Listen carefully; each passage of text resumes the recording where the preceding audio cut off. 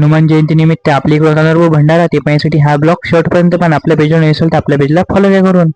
जय श्रीराम. तर सगळ्यात आपल्या निमनी ब्लॉग मध्ये तर सगळ्यात पहिले तुम्हाला हनुमान जयंतीच्या हार्दिक शुभेच्छा. आणि आपण तसंच निघालो डायरेक्ट हनुमानजीच्या मंदिरात. तिथं आपण सगळ्यात पहिले दर्शन घेतलं करून प्रदक्षिणा घेतली मारून मग आपण निघालो मंदिराच्या बाहेर, कारण की आपल्या इकडे होता भंडारा. तर आपण निघालो डायरेक्ट खोलेश्वर मंदिरात जाण्यासाठी. 10 minutes later. आपण कोलेश्वराच्या मंदिरात तिकडे आल्याबरोबर आपल्याला रोडगे दिसले. इकडे मागून पाहत होतो का इकडे पोट्टे गौऱ्या बी फोडून द्यायला ना रे भाऊ.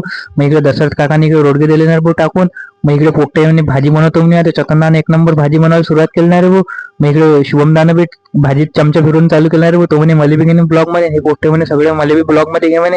मग इकडे सगळे ब्लॉग मध्ये घेतलं. इकडे रामोदा करून राहिला ना भाऊ भाजी. भाजी खदखद उकळून राहिली रे भाऊ. असं मन करतो तिथं जेवण घ्या करून डायरेक्ट. मग इकडे पाहिले रोडगेन, इकडे आपल्या इकडे रोडगेन वांग्याच्या भाजीचा भंडारा होता ना रे भाऊ आज. मग आपण घरी आलो तसंच निघालो आपण हनुमानजीच्या मंदिरासाठी.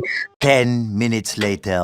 आपले कार्यकर्ते बसले रे भाऊ जेवण करायला. आपण बी बसणार भाऊ त्याच्यासोबत जेवण करायला. भेटू आपण अशा एका नवीन ब्लॉग मध्ये.